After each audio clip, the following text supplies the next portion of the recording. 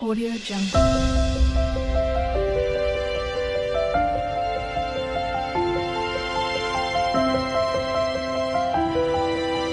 Audio Jungle.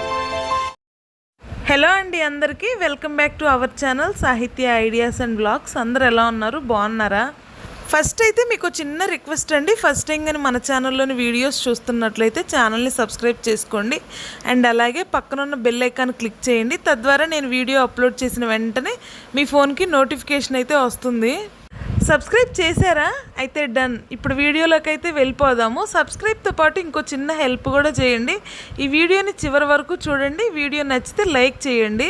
Like చేయడం మాత్రం మర్చిపోవద్దు. మీరు ఇచ్చే చిన్న లైక్ వల్ల ఈ వీడియో మరికొంతమందికి యూట్యూబ్ రిఫర్ చేస్తుంది.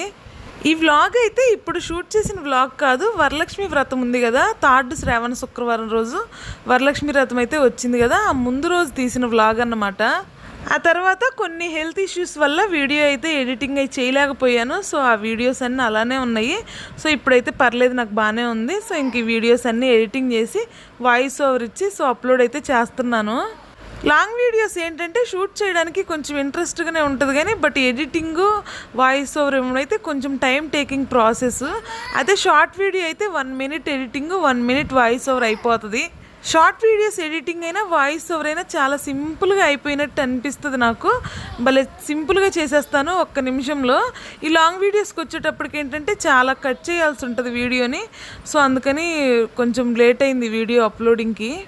ఎలాగో కష్టపడి వీడియో అయితే షూట్ చేశాను కాబట్టి ఇంక వదిలేయడం ఇష్టం లేదు. సో అందుకని ఇప్పుడైతే ఎడిటింగ్ చేసి అప్లోడ్ చేస్తున్నాను. వీడియోని అయితే పూర్తిగా చూడండి. మేమైతే హైదరాబాద్లో ఉంటాము. నేను, మా హస్బెండ్, మా పిల్లలు మాత్రమే ఇక్కడ ఉంటాము. ఇక్కడ మాకు తెలిసిన వాళ్ళు కానీ రిలేటివ్స్ కానీ సో మా పేరెంట్స్ అలాగే ఎవరైతే ఉండరు. సో మ్యాక్సిమం డైలీ నా వీడియోస్ చూసే అందరికీ ఈ విషయం తెలిసిందే. వరలక్ష్మి వ్రతం రోజు ఇంకా కనిపించిన పనులు అయితే ఉంటాయి. ప్రసాదాలు రెడీ చేయడం, దేవుణ్ణి అలంకరించడం, ఇంకా అలాగే ఇంట్లో పనులు చేసుకోవడం, పిల్లల్ని రెడీ చేసుకోవడం, ఇలా చాలా పనులు అయితే ఉంటాయి. సో నేను ఈ పనులన్నిటినీ ఎలా అడ్జస్ట్ చేసుకున్నాను అని ఈ వీడియోలో అయితే చెప్తాను. ఇదైతే వరలక్ష్మి వ్రతానికి ముందు రోజు అంటే గురువారం రోజు నైట్ టైంలో అనమాట. మా బాబుకి అన్నం అయితే తినిపించేశాను. ఇంకా ఆ తర్వాత వచ్చిన బౌల్స్ కూడా అన్నీ క్లీన్ చేసేసాను. నైట్ డిన్నర్లోకి అయితే ఏం ప్రిపేర్ చేయలేదు. ఆఫ్టర్నూన్ ప్రిపేర్ చేసిన రైస్ ఉంటే ఇంకా అవే తినేసాము. మా హస్బెండ్ అయితే ఇంట్లో లేరు, ఆఫీస్కి వెళ్ళారు, బీ షిఫ్ట్. సో వచ్చేటప్పటికి 11 అలా అవుతుంది టైము. ఆ లోపు నేను పనులన్నీ కంప్లీట్ చేసుకుందామని చెప్పేసి మా బాబుకి స్నానం చేయించి నిద్ర పుచ్చేసి ఇంక ఇక్కడ పనులు అయితే స్టార్ట్ చేశాను. గురువారం రోజు మార్నింగ్ మా హస్బెండ్ ఆఫీస్కి వెళ్ళే ముందు పువ్వులు అవన్నీ అయితే నాకు తీసుకొచ్చి ఇచ్చారు. మళ్ళీ వరలక్ష్మి వ్రతం రోజు బయటకు వెళ్ళి తీసుకురావాలంటే లేట్ అవుతుంది అని ముందు రోజే తీసుకొని వచ్చి ఇచ్చారు. సో చామంతి పూలు, మల్లె పూలతో పాటు నాకు బంతి పూలు కూడా తీసుకొని వచ్చారు. సో ఆ బంతి పూలు అన్నిటిని నేను మాలలాగా కూర్చి పక్కనైతే పెట్టేశాను. ఇంకా ఆ తర్వాత కిచెన్లోకి వచ్చి గ్యాస్, కౌంటర్ టాప్, టైల్స్ ఇవన్నీ అయితే క్లీన్ చేస్తున్నాను. ఇంట్లో చిన్నపిల్లలు ఉంటే మాత్రం కంపల్సరీగా వాళ్ళ పనులన్నీ కంప్లీట్ చేసుకొని వాళ్ళని నిద్రపుచ్చిన తర్వాతే పనులు అయితే చేసుకోవాలి. నేననే కాదు, చిన్నపిల్లలు ఇంట్లో ఉన్న ప్రతి ఒక్క పేరెంట్స్ కూడా అలానే చేసుకోవాలి. సో వాళ్ళకి తెలియదు కాబట్టి ఇంకా ఏడుస్తూ ఉంటారు. సో నేనైతే మా బాబుని నిద్రపుచ్చేసి ఇంక పనులు అయితే కంప్లీట్ చేసుకుంటున్నాను. పిల్లలిద్దరు ఇక్కడ ఉన్నప్పుడు ఏమనిపించేదంటే ఇద్దరు ఉండడం వల్ల కొంచెం పని లేట్ అవుతుంది అని అనిపించేది. బట్ ఇద్దరు ఉన్నప్పుడే సింపుల్. ఏవైనా బొమ్మలు ఇచ్చేస్తే ఇద్దరు చక్కగా తోడుగా ఆడుకుంటూ ఉండేవాళ్ళు. ఇప్పుడు ఒక్కళ్ళు అవ్వడం వల్ల వీడు నా వెనకీడితే తిరుగుతూ ఉంటాడు ఏ పని చేసినా. అదే పాప ఉంటే మాత్రం ఇద్దరు కలిసి ఆడుకుండేవాళ్ళు. ఇక్కడైతే నేను గ్యాస్ స్టవ్, కౌంటర్ టాప్ ఇవన్నీ అయితే క్లీన్ చేస్తున్నాను. వరలక్ష్మి వ్రతం అనే కాదు కానీ 2 daysకి 3 daysకి అయినా సరే నేను కంపల్సరీగా ఇలా క్లీన్ చేస్తూనే ఉంటాను. ఆల్రెడీ ముందు రోజు క్లీన్ చేసే ఉన్నాను. బట్ నాకు ఎందుకో నెక్స్ట్ డే వరలక్ష్మి వ్రతం కదా, సో దేవుడికి ప్రసాదాలు అవన్నీ ప్రిపేర్ చేసుకుంటాను కాబట్టి నాకు ఎందుకో మళ్ళీ క్లీన్ చేయాలనిపించింది. సో మళ్ళీ అయితే క్లీన్ చేసేసాను. నాకులాగా మీరు కూడా చేసుకోండి అని నేను ఎప్పుడు చెప్పను కానీ నేను ఇలాగ చేస్తున్నాను అని మాత్రమే చెప్తాను. కొంతమందికి కుదురుతుంది, కొంతమందికి కుదరదు. మీ వీలుని బట్టి మీరు అడ్జస్ట్ చేసుకోండి. ఏ పనైనా సరే వాళ్ళు చేశారు వీళ్ళు చేశారంటే మనం చేయలేము.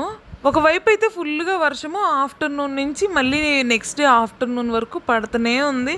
ఇంకా ప్రసాదాల కోసం మినపప్పు ఇంకా అవన్నీ అయితే నానబెట్టి పెట్టుకున్నాను. నేనైతే గారెపిండి, పూర్ణాల పిండి ఇలాగ బ్యాటర్స్ ఉంటాయి కదా, అవైతే నేను ముందు రోజే ఏం ప్రిపేర్ చేసుకోలేదు. గురువారం రోజు ఈవినింగ్ టైంలో నానబెట్టేశాను. శుక్రవారం మార్నింగ్ రుబ్బేసి అప్పటికప్పుడు ప్రసాదాలు అయితే ప్రిపేర్ చేసుకున్నాను. 2 డేస్ ముందే ఇంట్లో కావాల్సిన సామాన్లు సరుకులన్నీ నేను తీసుకొచ్చుకున్నాను. సో వరలక్ష్మి వ్రతం రోజు పొంగల్ పెడతాను కదా, పొంగల్లోకి బెల్లం కావాలి, అలాగే పూర్ణాలు కూడా చేస్తాను. సో పూర్ణాల్లోకి కూడా బెల్లం కావాలి కాబట్టి వీటన్నిటికైతే బెల్లం నేను తురుముకుంటున్నాను. ఇలా తురుముకోవడం వల్ల ఏంటంటే బెల్లం వేసిన వెంటనే చక్కగా కరిగిపోతుంది. అదే మనం నలగొట్టి పక్కన పెట్టుకున్నామంటే అది కరగడానికి కొంచెం టైం పడుతుంది. సో అందుకని నేను ఇలా తురుముకుంటున్నాను. అంటే ఎప్పుడు ఇలానే చేస్తాను అని కాదు, కానీ నాకు వీలుని బట్టి నేనైతే ఇలా చేయడమో లేదంటే రాయి తీసుకొని నలగొట్టి వేయడమో చేస్తాను. ఈరోజు నాకు కొంచెం టైం ఉంది కాబట్టి నేను ముందు రోజే ఇలాగైతే అన్నీ ప్రిపేర్గా చేసి పెట్టుకుంటున్నాను. పూర్ణాలలోకి అండ్ అలాగే పొంగల్లోకి మొత్తం 1 కిలో వరకు బెల్లాన్ని అయితే అలాగ తురిమేసి ఒక గిన్నెలో పెట్టి మూత పెట్టేసి పక్కనైతే పెట్టేసుకున్నాను. ఇంకా మళ్ళీ డ్రై ఫ్రూట్స్ కావాలి కదా పొంగల్లోకి, అండ్ అలాగే సేమియా కేసరి కూడా చేద్దామని అనుకుంటున్నాను. సో వీటిల్లోకి డ్రై ఫ్రూట్స్ కావాలి కాబట్టి ఈ డ్రై ఫ్రూట్స్ అన్నీ కట్ చేసుకొని ఒక గిన్నెలో వేసి పెట్టుకున్నామంటే మనకి ఇంకా హడావిడి అవ్వదు. ఒకవైపు ప్రసాదాలు చేసుకుంటూనే మరోవైపు ఈ డ్రై ఫ్రూట్స్ని ఇవన్నిటిని నెయ్యిలో ఫ్రై చేసుకొని అందులో కలిపేసుకోవచ్చు. కొంచెం ఫాస్ట్గా అయిపోతుందని నేను ఇలా ప్లాన్ చేసుకుంటాను ప్రతిసారి. అదే ఒకవైపు ప్రసాదం చేస్తూ ఇంకోవైపు కట్ చేసి అందులో కలపాలంటే కౌంటర్ టాప్ మొత్తం మెస్సీ అవుతుంది. మనం హడావుల్లో ఏది వేస్తున్నాం ఏది వేయట్లేదు ఇవన్నీ మర్చిపోతాము. సో అందుకే నేను ఇలా అన్నీ ముందే కట్ చేసుకొని పెట్టుకుంటాను కావాల్సినవన్నీ. నేను ఇక్కడైతే వీడియోలో చూపిస్తున్నట్టు కిస్మిస్, బాదం పప్పు, జీడిపప్పు అయితే కట్ చేసుకొని పక్కన పెట్టేశాను. అండ్ అలాగే పొంగల్లో నేను ఎండు కొబ్బరి చిన్న చిన్న ముక్కలుగా కట్ చేసి వేస్తాను. సో ఎండు కొబ్బరి కూడా కట్ చేసుకొని పక్కన పెట్టుకున్నాను. అండ్ ఇంకా పూర్ణం పిండిలోకి కూడా కొబ్బరి, యాలకులు ఇవి వేసి నేను మిక్సీ పట్టేసి కలుపుతాను. సో అది కూడా ముందే అన్నీ కట్ చేసుకొని మిక్సీ పట్టేసుకొని పక్కనైతే పెట్టుకుంటాను. అప్పటికప్పుడు హడావిడి అవ్వకుండా ఉంటుందని నేనైతే ఇలా ప్లాన్ చేసుకుంటాను. సో నాకైతే ఇంట్లో హెల్పర్ కానీ ఎవరు లేరు, అన్ని పనులు నేనే కంప్లీట్ చేసుకోవాలి కాబట్టి ఇలాగా ఒక ప్లాన్ ప్రకారం చేసుకున్నామంటే మనకు సింపుల్గా అయిపోతుంది.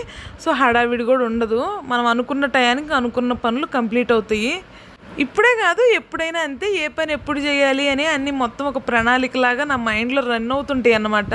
సో దాని ప్రకారమే నేను వెళ్తాను. నేను అనుకున్న టయానికి అనుకున్న పనులు కంప్లీట్ అవుతాయి. ఎర్లీగా కూడా పూజ చేసేసుకుంటాను. ఇలా కావాల్సినవన్నీ ముందు రోజే కట్ చేసుకుని పెట్టుకోవచ్చా అని అనుకుంటారేమో. ఏం పర్లేదు, మనం టేస్ట్ చేయకూడదు అంటే తినకూడదు, తినకుండా అన్నీ కట్ చేసుకొని పక్కనైతే పెట్టేయచ్చు. బెల్లమైనా ఏదైనా మనం తినకుండా అన్నీ కట్ చేసుకొని పక్కన పెట్టుకోవచ్చు, ఏం కాదు. మనమైతే ముందు రోజే ప్రసాదాలన్నీ తయారు చేసుకొని పక్కనైతే పెట్టుకోవట్లేదు కదా, జస్ట్ కావాల్సినవి మాత్రమే కట్ చేసుకొని పక్కన పెట్టుకుంటున్నాము. ఏం పర్లేదు, నాకు తెలిసినంత వరకు ఇలా చేసుకోవచ్చు. ఎవరి సంగతి ఏమో నాకు తెలియదు, కానీ నేనైతే ఏవైనా ఫెస్టివల్స్, ఏవైనా పూజలు, వ్రతాలు ఉన్నప్పుడు ఇలానే ముందే అన్నీ ప్లాన్ చేసుకొని పెట్టుకుంటాను. రెగ్యులర్గా అయితే అప్పటికప్పుడే చేసుకుంటాను, కానీ ఏవైనా పెద్ద పెద్ద పండుగలు ఉన్నప్పుడు మాత్రం ఇలానే చేస్తాను. ఇవన్నీ ప్రసాదం కోసం కట్ చేస్తున్నాను కాబట్టి నేను ముందే స్నానం చేసి ఇవన్నీ అయితే కట్ చేస్తున్నాను.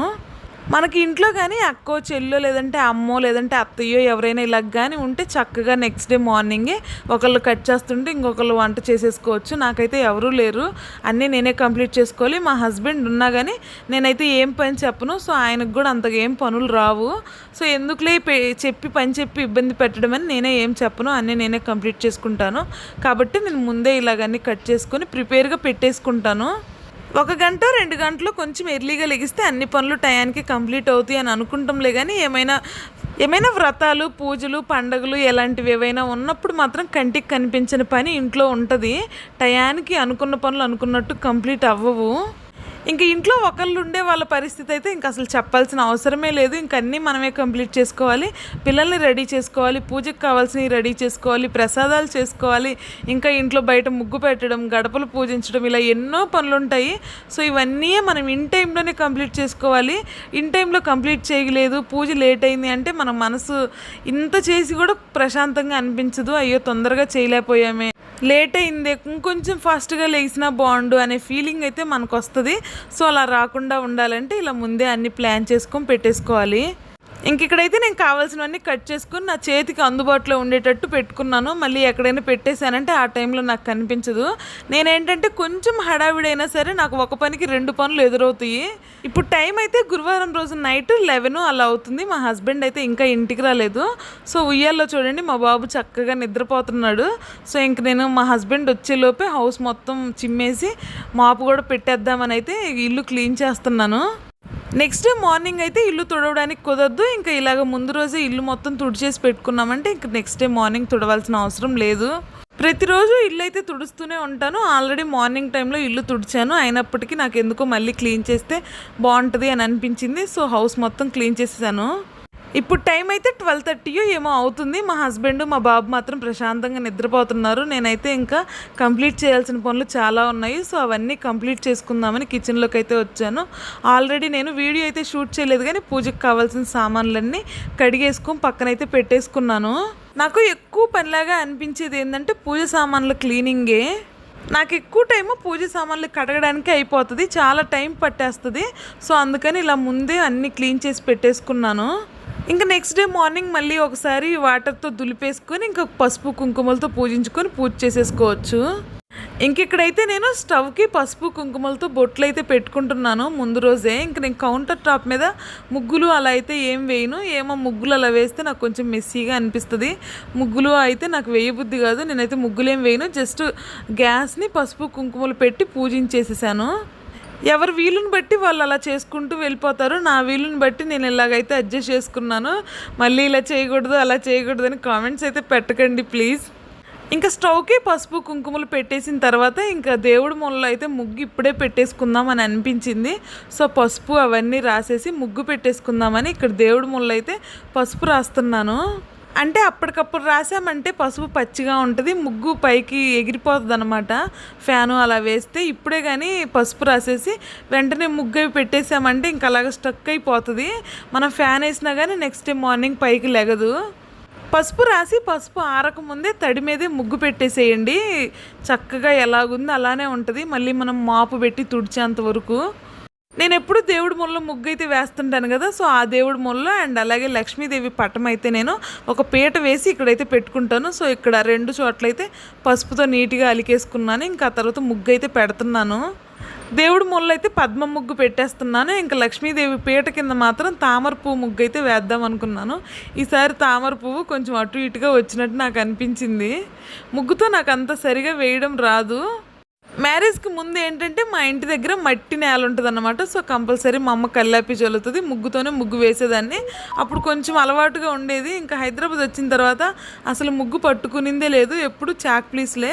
సో కొంచెం అలవాటు పోయినట్టు అనిపిస్తుంది. సరిగా గీతలు గీయడం రావట్లేదు నాకు. మ్యారేజ్కి ముందు ముగ్గుతో వేసేదాన్ని అంటే రెగ్యులర్గా వేస్తాను అని అనుకుంటారేమో. అలా అయితే మీరు పప్పులో కాలేసినట్టే. రెగ్యులర్గా కాదు, ఎప్పుడైనా జనవరి 1కో సంక్రాంతికో దీపావళికో ఇలాగా ఎప్పుడైనా ఫెస్టివల్స్ ఉంటే మాత్రమే వేస్తాను. ఇంక రెగ్యులర్గా అయితే పాపం మా అమ్మే వేసేసుకుంటుంది.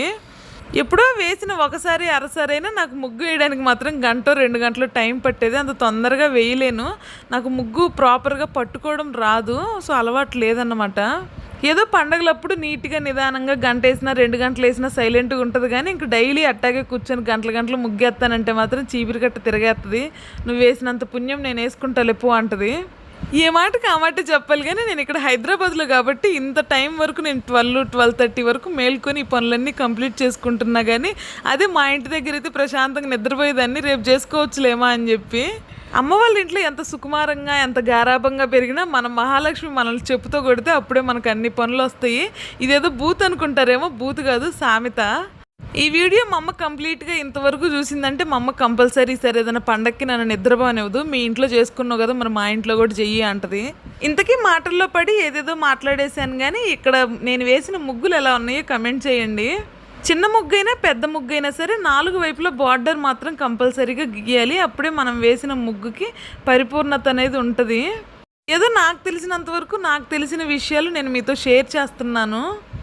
ముగ్గు వేయడం కంప్లీట్ అయిన తర్వాత ముగ్గుపై నేను పసుపు కుంకుమ అయితే పెట్టాను. కలర్స్ ఇలాంటివి అయితే నేను ఏం వాడట్లేదు.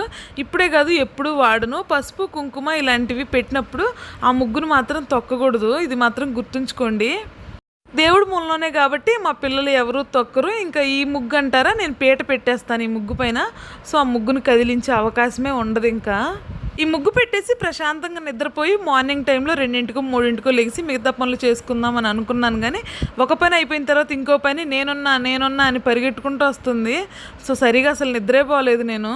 ముగ్గు వేయడం కంప్లీట్ అయిపోయిన తర్వాత రెగ్యులర్గా పెట్టేలాగా పీట పెట్టేసి ఏదైనా క్లాత్ వేసి లక్ష్మీదేవి ఫోటో పెడితే ఏం బాగుంటుంది, బ్యాక్ సైడ్ గోడకి ఏమన్నా చిన్నగా డెకరేషన్ చేద్దామని అనిపించింది. సో ఇంక అనిపించిన వెంటనే ఇంకా తమలపాకులు ఇవన్నీ తీసుకొని ఇంకా కూర్చున్నాను. ఇక్కడ నేను డెకరేషన్ కోసం యూజ్ చేస్తుంది ఏమేమిటంటే తమలపాకులు, చామంతి పూలు, స్టిక్కరు అండ్ అలాగే రెడ్ కలర్ బ్లౌజ్ పీసు. ఇలాంటి ఐడియాలు మాత్రం నాకు భలే వస్తాయి. ఇలాంటివి ఏమన్నా చెయ్యాలంటే నాకు నిద్ర కూడా రాదు, భలే ఇంట్రెస్టింగ్గా అనిపిస్తుంది. వీటన్నిటితో నేను బ్యాక్ సైడ్ గోడకి ఎలా డెకరేషన్ చేస్తాను, ఎలా సెట్ చేస్తాను ఇవన్నీ అని మీరు ముందే గెస్ చేసినట్లయితే కమెంట్ చేయండి. నేనైతే వీడియో లాస్ట్లో చెప్తాను. నేను చెప్పకపోయినా ఆల్రెడీ మీరు చూస్తారులేండి. 2-3 చామంతి పూలు అయితే వేస్ట్ అయిపోయినాయి. ఆ స్టిక్కర్కి అలాగా ప్రాపర్గా అంటించడం రాక మొత్తం ఊడిపోయినాయి అన్నమాట. ఇంకా అవి తీసి పక్కన పడేసి మళ్ళీ కొద్దిగా మనసు పెట్టి చేశాను. ఈసారి చాలా పర్ఫెక్ట్గా స్టిక్ అయినాయి. తమలపాకుల మీద ఏమన్నా వాటర్ అలా ఉంటే మొత్తం తమలపాకుల్ని నీట్గా క్లాత్ పెట్టి తుడుచుకోవాలి. ఫస్ట్ టైం నేను అంటించినప్పుడు తమలపాకులపై లైట్గా వాటర్ ఉన్నట్టున్నాయి, సో సరిగా అంటుకోలేదు. మళ్ళీ తర్వాత నీట్గా క్లాత్ పెట్టి తమలపాకులు మొత్తం తుడిచేశాను. ఆ తర్వాత మంచిగా అంటుకుంది స్టిక్కరు. ఇలా డెకరేషన్ చేయాలని నేను ముందే ఏం అనుకోలేదు, అప్పటికప్పుడైతే అనుకొని ఇలా చేస్తున్నాను. సో మళ్ళీ నెక్స్ట్ డేకి తమలపాకులు సరిపోతాయో సరిపోవో అని కొంచెం టెన్షన్ అయితే ఉంది. కానీ బట్ మా హస్బెండ్ తమలపాకులు చాలా ఎక్కువ తెచ్చేసిండు, సో తమలపాకులు కరెక్ట్గా సరిపోయినాయి. తమలపాకుకి ఫ్రంట్ సైడ్ ఒక చిన్న స్టిక్కర్ అయితే అంటించాలి. ఆ స్టిక్కర్కి చామంతి పూ తొడెం తీసేసి చామంతి పూని అటాచ్ చేయాలి. అండ్ అలాగే తమలపాకుకి బ్యాక్ సైడ్ కూడా స్టిక్కర్ అంటించేసి జాకెట్ పీస్కి అంటించేయాలి. జాకెట్ పీస్ అయితే నేను ముందుగానే గోడకి కొన్ని స్టిక్కర్స్ వేసేసి అంటించేసేసాను. నేను చెప్తే మీకు అర్థమవుతుందో లేదో కానీ మీరే వీడియోలో చూద్దురు. ఇంకా ఇవన్నీ ఇలాగ అటాచ్ చేసుకున్న తర్వాత మనం బ్లౌజ్ పీస్కి మనకు నచ్చిన మోడల్లో అటాచ్ చేసుకుంటే సరిపోతుంది. కొంచెం స్టిక్కర్ ఎక్కువగానే యూజ్ అవుతుంది. టైం ఉండి ఇంట్లో హెల్ప్ చేసే వాళ్ళు ఎవరైనా ఉంటే ఇలా డెకరేషన్ మాత్రం వరలక్ష్మి వ్రతం రోజు మార్నింగ్ టైంలో చేసుకుంటేనే మంచిది. నేను ముందు రోజు చేయడం వల్ల అనుకుంటాను, నెక్స్ట్ డే మార్నింగ్ కల్లా కొంచెం పువ్వులు వాడిపోయినట్టు అనిపించినాయి నాకు. ఇంకా వ్రతం ఎలా చేశాను ఏంటని నెక్స్ట్ వీడియోలో చూద్దాము.